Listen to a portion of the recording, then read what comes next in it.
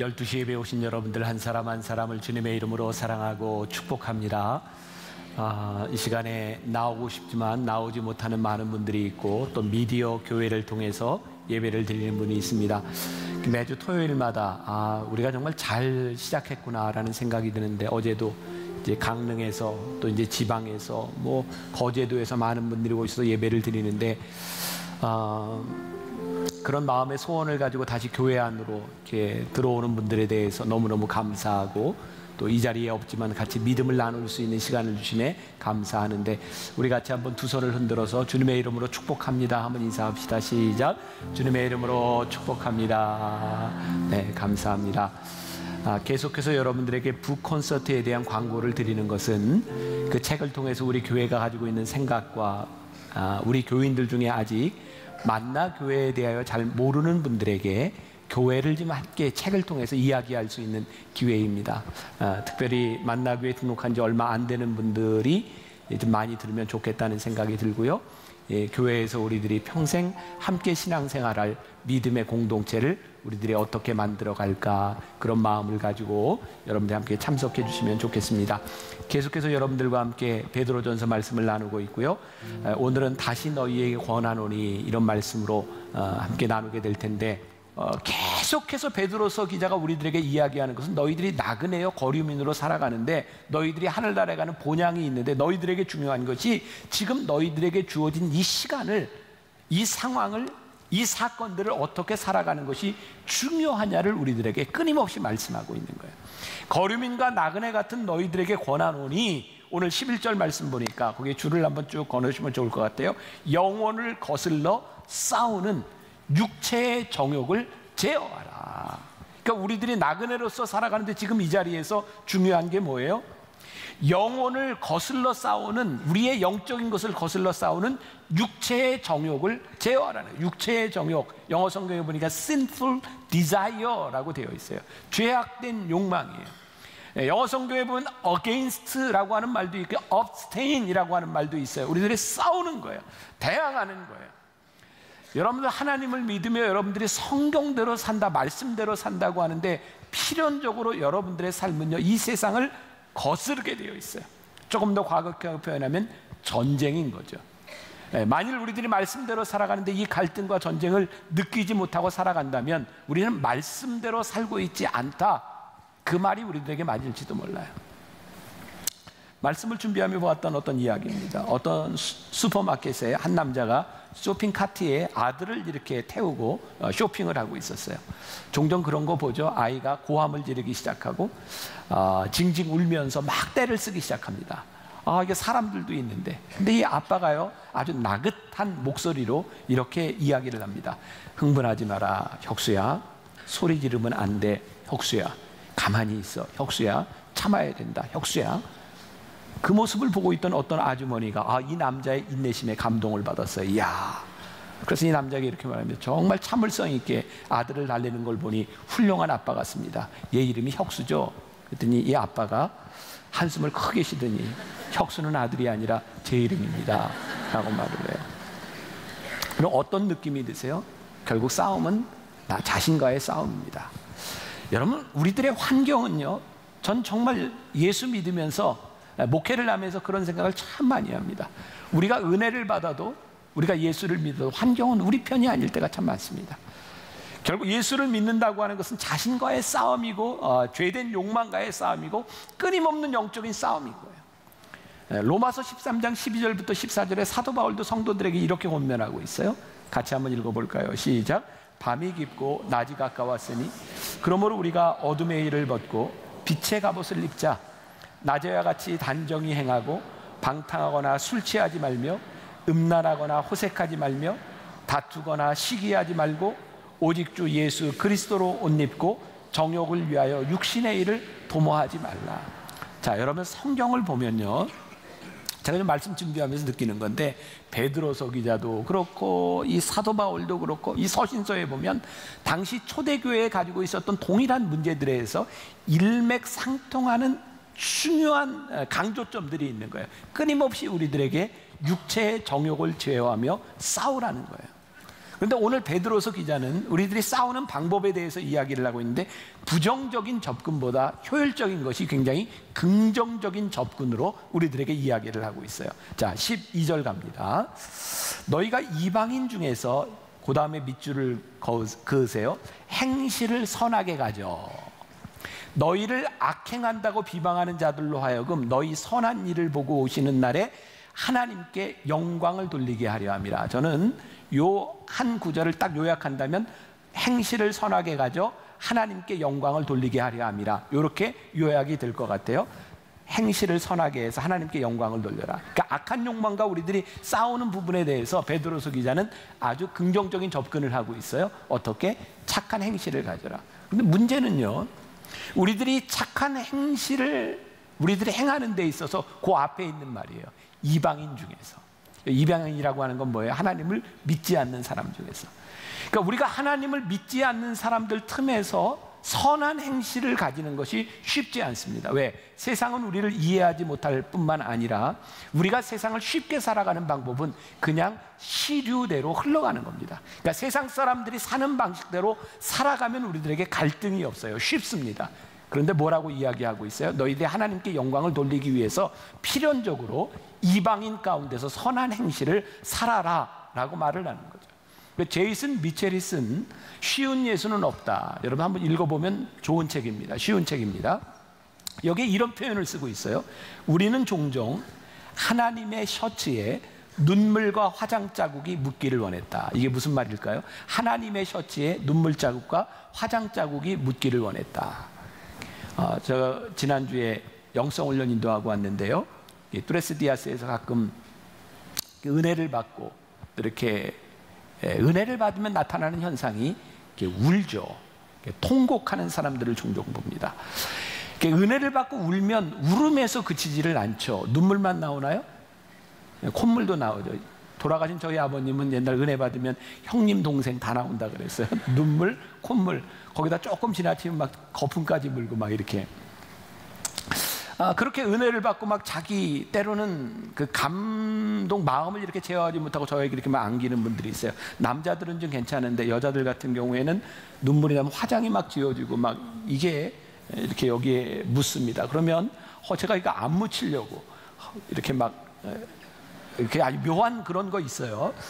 그냥 제가 그냥 그런 생각이 났어요. 우리는 누군가의 울음과 누군가의 상처를 보듬어 주는데 나에게 조금만 피해가 가도, 내가 조금 부담스러운 상황이 돼도 우리는 참 피하려고 할 때가 많았구나. 그래서 그런 표현을 쓴 것 같아요. 하나님의 셔츠에 눈물과 화장 자국이 묻히기를 우리는 원했는지 모른다. 그러니까 예수를 믿는다고 하는 것은요, 우리들에게 주어진 삶의 현장 한가운데서 하나님이 우리들에게 책임을 물으시는 것은 하나님께 우리의 책임을 전가하는 것이 아니라, 너희들이 지금 걸어가고 있는 거류민과 나그네같이 걸어가고 있는 너희들의 삶 한가운데서 악한 욕망과 거슬려 싸우는 너희들의 삶 가운데서 너희들에게 주어진 행동에 대한 책임을 우리들에게 물으시겠다는 거예요. 그래서 쉬운 예수는 없다. 예수를 믿는다고 하는 것은 결코 쉬운 것이 아니다. 제가 요즘 정말 많이 깨닫는 거거든요.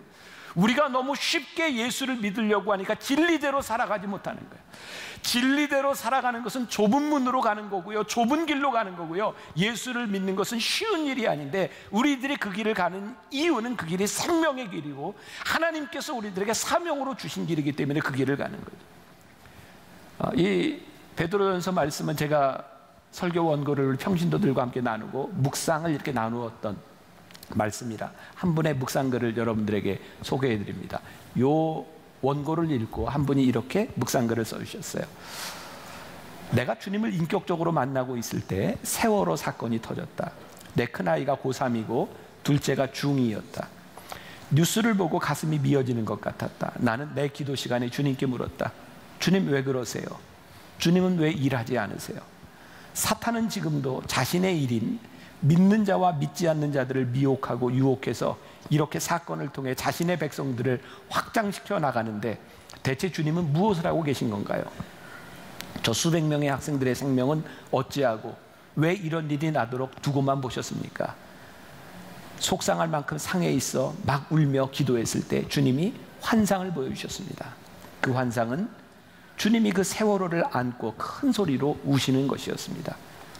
주님 왜 우세요? 주님이 말씀하셨습니다. 내 일꾼 300명을 너희에게 보냈건만 너희는 너희 욕심을 채우기 위해 내 일꾼 300명을 내게로 도로 돌려보내는구나. 너희 아비들은 돈을 사랑하여 수많은 옳지 못한 방법으로 재물을 모으고 마침내 이단들과 손을 잡고 자신의 영토가 그들에게 점령되어 가는 것을 모르고 행한 결과가 무엇이냐? 너희들이 그런 일을 할 때 교회는 무엇을 위해 일하였느냐? 이 땅에 거짓된 진리가 뿌리내리지 못하게 내게 기도한 적이 있더냐?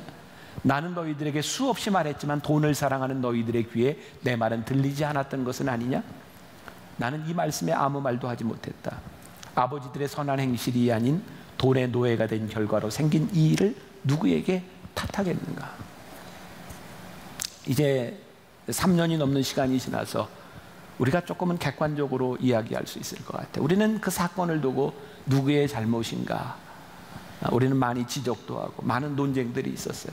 근데 결국 이 많은 문제의 본질 가운데는 돈을 사랑했던 사람들의 욕심이 가장 중요한 원인이었는지 몰라요.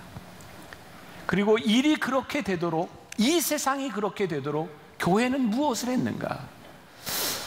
어쩌면 우리들이 하늘나라에 가겠지만 수치스럽게 우리들이 하나님 나라에 갈 수도 있겠다. 하나님께서 우리들에게 주어진 우리 거류민과 나그네 같은 우리의 삶의 여정 가운데, 오늘 우리의 삶 가운데 주어진 일 가운데 우리는 무엇을 하고 있는가? 그래서 베드로서 기자는 그 시대를 살고 있었던 사람들에게 너희들이 이방인 가운데서 선한 행실을 가져 하나님 아버지의 영광을 나타내게 하라고, 영광을 볼 수 있도록 하라고 우리들에게 말씀하고 있죠. 악한 자들과 함께 살아가는 우리들의 삶에 선을 행한다는 것은 쉽지 않습니다. 그런데 우리들에게 그렇게 살아가라고 말씀하고 있는 거죠. 두 번째 권면, 주를 위하여 순복하라. 주를 위하여 순복하라. 이 말씀도 참 어렵더라고요. 13절 말씀 보겠습니다. 같이 읽습니다. 인간의 모든 제도를 주를 위하여 순종하되 혹은 위에 있는 왕이나 그리고 점점점점 이제 총독들에게나 이렇게 되어 있어요. 여러분, 예수를 믿는 우리들에게 인간이 가지고 있는 제도는 어떤 건가요? 여러분, 하나님을 믿으면서 인간이 만들어 놓은 제도들을 따라가는 것이 쉽지 않습니다. 인간들이 만들어 놓은 제도들은 필연적으로 우리들의 영적 생활과 충돌이 되는 일들이 참 많습니다. 그런데 인간 제도들에 대하여 순종하라고 말씀하고 있어요. 저에게 이 말씀은 이렇게 들렸어요. 우리들이 이 세상 가운데서 정의와 공의와 하나님의 말씀을 가지고 충돌하는 것, 그것보다 더 중요한 것이 있는데 여기에 순종을 하는데 어떻게 순종하냐면 이유가 뭐냐면 주를 위하여라고 하는 말이었어요. 우리들이 정의와 공의를 외칠 수 있지만 더 중요한 것이 주를 위하여 우리들이 참아낼 수 있는 일은 무엇인가? 그러니까 세상과 충돌하는 것도 중요한데 충돌보다 우리들이 주를 위하여 참아내며 이 세상을 변화시킬 수 있는 일은 무엇인가를 우리들에게 이야기하는 것은 아닐까? 여러분, 주를 위하여 살아가는 우리들에게 있어서, 아니 하나님을 믿는 우리들에게 있어서 이 세상 제도가 우리를 얼마나 힘들게, 여러분들 많은 시험들이 주일에 치러지고 있고요, 우리들이 신앙생활을 잘하려면 주일을 포기하든지 시험을 포기해야든지 할지도 몰라요. 예수를 믿으면서 우리들이 믿음을 지킨다고 하는 것이 얼마나 어려운 일인가요? 우리들이 주일을 지키는 것도, 시간을 정해놓고 예배를 드리는 것도 그렇게 쉽지 않은 거예요. 주를 위하여라고 하는 말이 저에게 이렇게 해석이 되기 시작했어요. 여러분들의 공감이 될지 모르겠어요. 다니엘의 세 친구 있죠? 다니엘의 세 친구는 하나님을 잘 믿는 신실한 사람들이었어요. 유대에서 포로로 잡혀서 바벨론에 끌려갔어요. 그들은 바벨론에서 고위 공직자가 되었고 다니엘은 총리가 되었어요. 근데 다니엘이요, 그 세상의 제도 가운데서, 바벨론 제국 가운데서 바벨론은 신실한 신앙인으로 삽니다. 그는 정해놓은 시간에 기도했고요, 그는 말씀을 묵상하는 사람이었고요, 그는 잡혀와서 예루살렘에서 예배드리지 못했지만 바벨론 땅에서 예배하며 기도하며 신실하게 주를 위하여 삽니다. 그러니까 여러분들 주를 위하여 산다고 하는 것은 우리들이 그냥 표면적으로 생각하는 정해진 시간과 성전에 대한 의미가 아니라 이 세상에 주어진 이 제도 가운데서 우리들이 주를 위하여 사는 것이 무엇인지를 고민하게 만드는 거예요. 요한복음 4장에 예수님과 사마리아 여인의 논쟁이 나옵니다. 사마리아 여인이 우리가 어디에서 하나님을 예배할까요? 예수님께서 말씀하십니다. 예루살렘도 아니고 사마리아도 아니고 우리가 하나님을 예배하는 것은 신령과 진정으로 예배하는 것이다. 그런데 우리는 자꾸 이 예배와 우리의 생활을 시간과 공간 속으로 자꾸 가져가는 거예요. 70년대 80년대 한국교회가 엄청 부흥할 때 여러분 생각해 보세요. 그 당시에 뜨거웠던 청년들을 바라보며 교회에서 이런 얘기를 참 많이 했잖아. 너 참 믿음 좋다. 게다가 똑똑하기까지 해. 야, 너 공부도 잘하는구나. 신학하고 목사가 돼. 그래서 똑똑한 사람들이 목사가 많이 됐어요. 왜 웃으세요? 저는요, 요즘 그런 생각을 많이 하거든요. 왜 우리는 공부 잘하고 똑똑하고 신앙 좋으면 다 목사가 되고 선교사가 되라고 이야기를 했을까?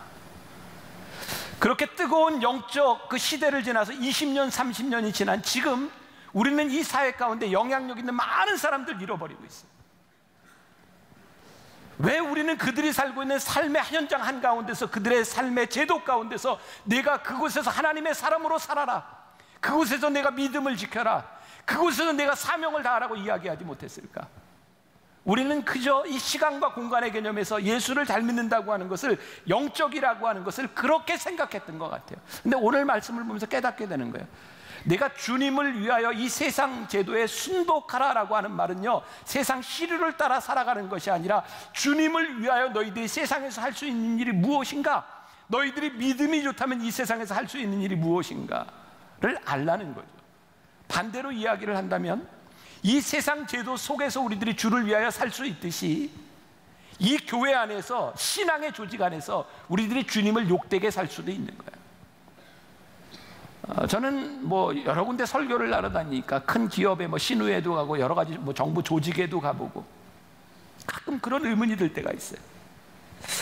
우리 크리스찬들이 모여서 예배하는 이 공동체가 정말 주를 위하여 예배하는 곳인가, 아니면 우리의 모임을 위하여 예배하는 곳인가? 우리가 국가 조찬 기도회를 하고 국회 조찬 기도회를 하는 것이 우리들의 굉장히 자랑스러운 전통일지 모르지만 그것이 정말 주를 위하여 하는 일들인가, 아니면 이 신앙 공동체를 위해서 하는 일들인가? 세상 제도에 순복하라, 주를 위하여.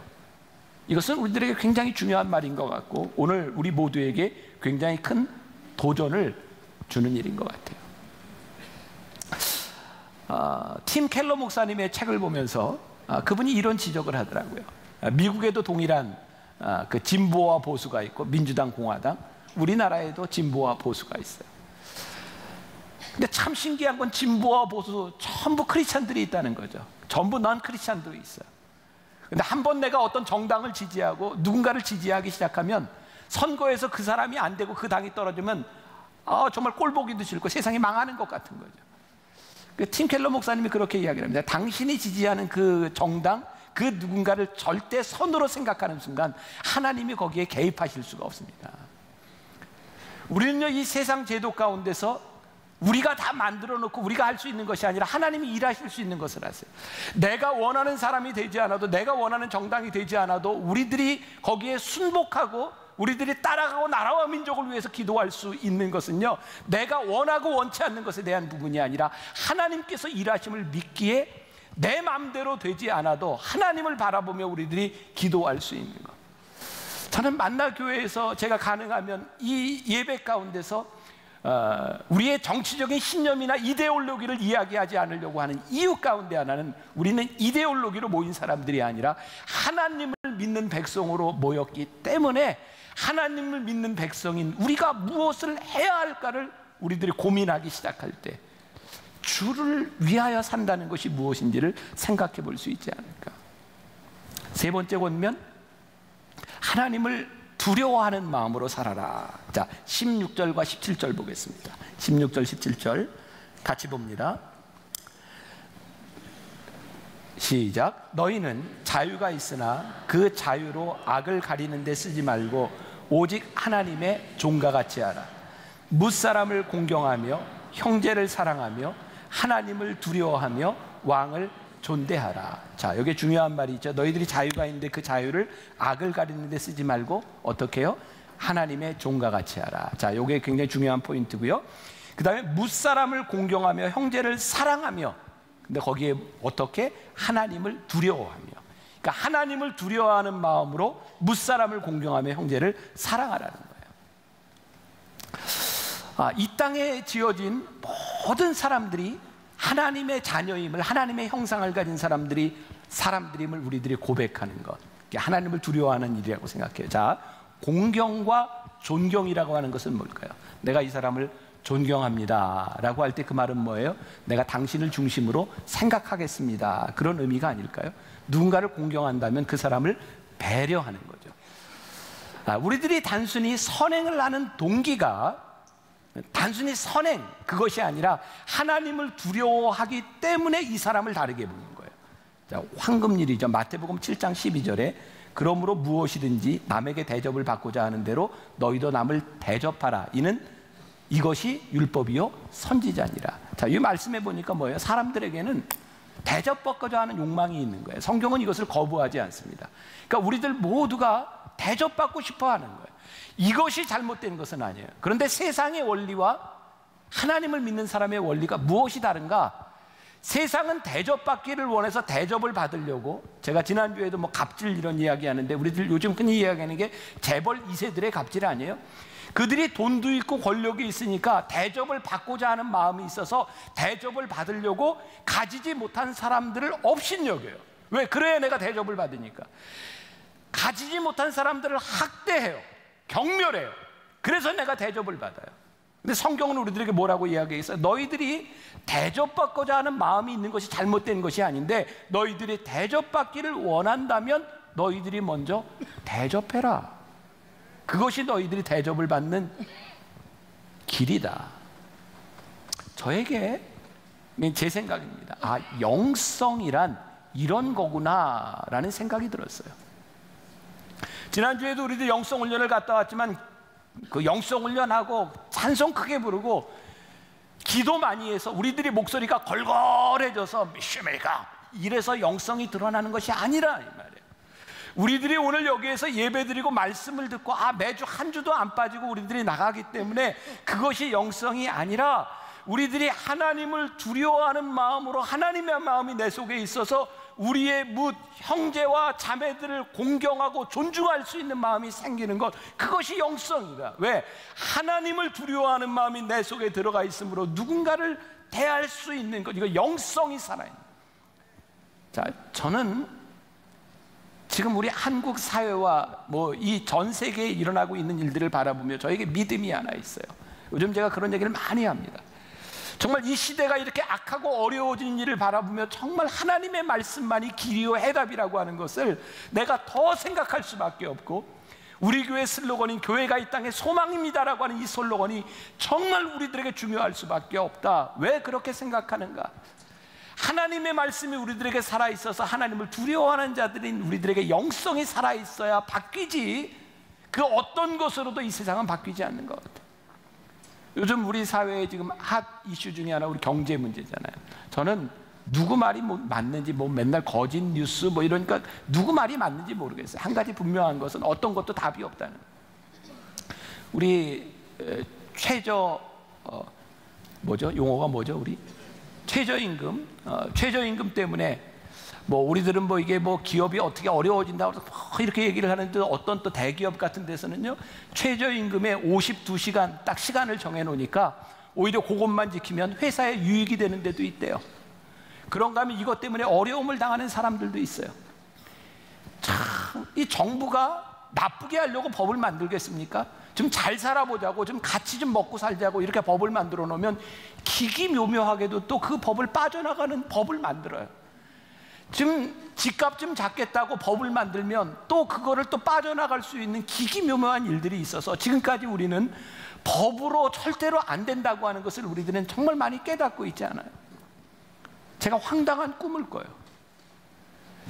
이 빈부의 격차와 양극화를 해소할 수 있는 문제는 절대로 법의 문제가 아니라 영성에 대한 문제다. 왜일까요? 제 속에 그런 마음이 드는 거예요. 우리 하나님을 믿는 여기에서 예배드리는 우리들 가운데 이거 뭐 최저임금 이런 것에 대한 문제가 아니라 내가 사업을 하고 장사를 하는데 내가 돈을 이만큼 버는데 내 마음에, 내 눈에 누가 들어오냐면 함께 일하는 사람이 들어와야죠. 하나님의 마음으로 그들이 보이기 시작할 때 그들을 위하여 내가 나눌 수 있는 마음이 생겨야 이 문제가 해결이 되지. 이걸 법으로 정해놓는다고 악한 인간이, 왜 인간이 법을 만들어요? 성악설 아닙니까?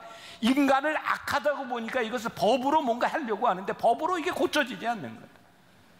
제가 너무 황당한 꿈을 꿉니까? 지금 우리나라의 집값이 많이 올라가는 것 때문에 집값을 좀 제한한다고 해요. 특히 분당 서울 사람들 다 해당되잖아요. 여러분 부자 됐잖아요. 집값 올라가서 집 있는 사람들, 그죠? 그래서 이제 집값을 안 올라도록 이렇게 제한을 해놨더니 뭐 이렇게 뭐 퍼센트에 뭐 몇 년 이랬더니 이제 어떤 문제가 생겨요. 내가 못 얻을 거, 이제 못 받을 거 대비해서 전세를 아예 확 올려서 받는다. 그러니까 이게 법으로 해결되지 않는 거죠. 제 속에 그냥 황당한 꿈을 꾸는 거예요.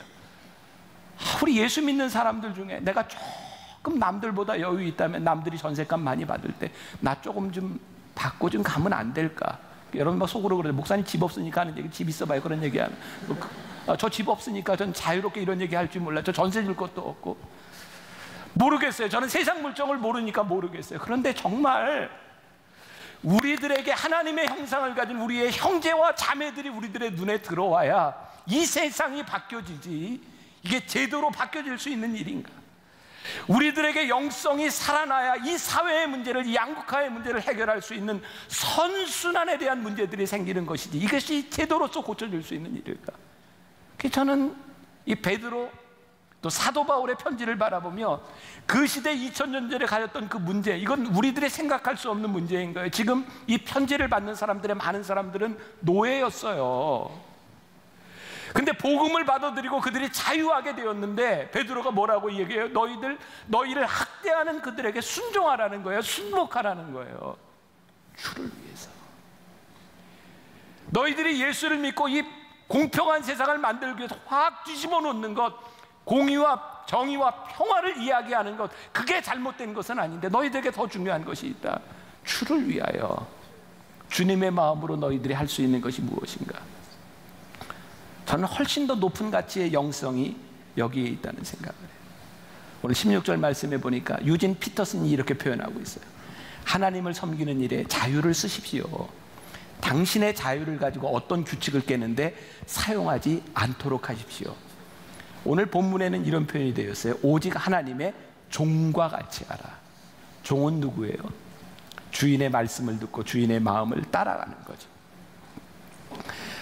우리가 하나님의 종이라고 생각한 믿음의 고백을 하지 않고 우리가 자꾸 종이 되려고 하죠. 그래서 하나님의 마음을 따르려고 하잖아요. 시편 103편 8절에 보면 하나님의 속성, 하나님이 어떤 분인지를 설명하고 있어요. 여호와는 긍휼이 많으시고 은혜로우시며 노하기를 더디하시고 인자하심이 풍부하시도다. 자주 경책하지 아니하시며 노를 영원히 품지 아니하시리로다. 우리의 죄를 따라 우리를 처벌하지는 아니하시며 우리의 죄악을 따라 우리에게 그대로 갚지는 아니하셨으되. 제이슨 미첼이요, 쉬운 예수는 없다 해서 이렇게 말을 합니다. 우리가 용서하지 않는 것은 하나님의 본성을 망각한 결과고, 우리들이 남을 용서하지 않는 것, 하나님의 용서를 경험하지 못했기 때문이다. 하나님의 본성을 닮아간다고 하는 것, 우리가 종으로서 살아간다고 하는 것은요, 그냥 되어지는 것이 아닙니다. 우리는 그동안 예수를 믿으면서 참 쉽게 믿으려고 했던 것 같아요. 어떻게? 부흥회 가서 은혜 받으면 되는 거예요. 은혜 받아라, 불 받아라. 근데 우리는 알잖아요. 우리가 흔히 은혜를 받았다고 하는 그 은혜가 정말 하나님의 뜻대로 살아가는 것이었는지, 종으로 살아간다고 하는 것은 우리들에게 많은 노력이 필요한 것 같아요. 여러분, 기도하다가 우연히 용서하게 되든가요? 막 기도하다가 우연히, 물론 그럴 수 있어. 하나님이 막 갑자기 무제약적으로 우리에게 임하실 수 있는데, 그냥 기도하다가 보니 그냥 우연히 용서가 돼. 막 기도하다 보니까 우연히 사랑이 돼. 근데 제가 경험하는 것은요, 정말 용서하기 위해서는 우리들에게 몸부림치는 기도가 필요해요. 쉽지 않아요. 내가 누군가를 사랑한다고 하는 것은요, 하나님 앞에 철저하게 무릎 꿇고 기도하고 눈물을 흘리지 않으면 그거 쉽게 되는 일 아니거든요. 하나님의 본성을 닮아간다는 것은 우리들에게 노력이 필요하고요, 하나님의 종과 같이 산다고 하는 것은 우리들이 종으로 살아가겠다고 하는 결심을 하지 않으면 그거 쉽지 않은 일이에요. 제가 너무 비판적으로 이야기를 하는 것 같은데, 요 근래 들어서 기독교 사학재단들이 많은 이렇게 어려움을 당하고 있어요.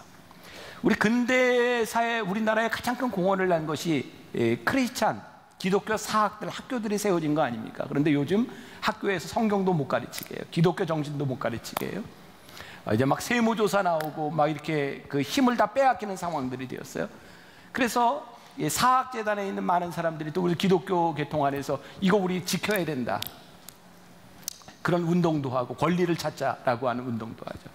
근데 제가 너무 비판적이다라고 생각하는 것이 뭐냐면, 왜 세상 사람들이 기독교 정신으로 세워진 학교에 대하여 재정에 대한 문제에 손을 대고, 왜 그 학교에서 하고 있는 일들에 대하여 세상이 손가락질을 하게 되었는가?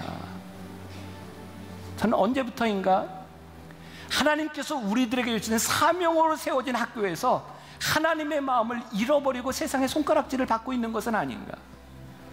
그러니까 우리들의 권리를 찾는 것보다 더 중요한 것이, 우리들이 지금은 주를 위하여 순복하며 우리들이 핍박받는 것이 어쩌면 필요한 때를 살아가고 있지 않을까? 너무너무 목사로서 기분 나쁜 게 저요, 교회를 향해서 세무조사한다? 이제 대형 교회들 세무조사한다, 또 이런 얘기들이 있어요. 이제 교회에 세금을 부과하겠다. 전 개인적으로 여러분들이 세상에 살면서 다 세금을 낸 이후에 헌금으로 내는 것에 대해서 세금을 부과하는 것은 마땅치 않다고 생각합니다. 저는 그건 부당한 일이라고 생각합니다. 근데 세상이 그렇게 얘기를 하거든요. 제 마음에 그런 생각이 드네요. 왜 세상이 교회를 향하여 세금을 부과해야 된다고 생각하고 왜 세무조사를 해야 된다고 생각했을까? 세상이 왜 교회를 향하여 손가락질을 하게 되었을까?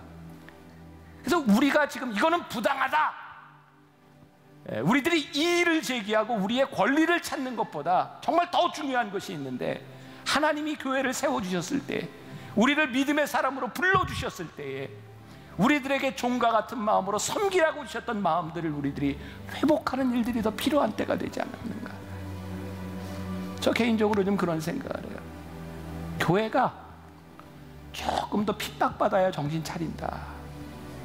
여러분들이 세상에서 예수 믿는 것 때문에 더 힘들고, 예수 믿는 것 때문에 더 좀 욕 좀 먹고, 그리고 그 안에서 내가 종된 섬김이 무엇인지를 생각하며 견뎌내야 하나님께서 다시 우리를 쓰실 날이 돌아오리라 생각해요. 그래서 고난이 유익인 거예요. 고통이 우리들에게 유익일 수 있는 거예요. 오늘 베드로서 기자가 우리들에게 권면합니다.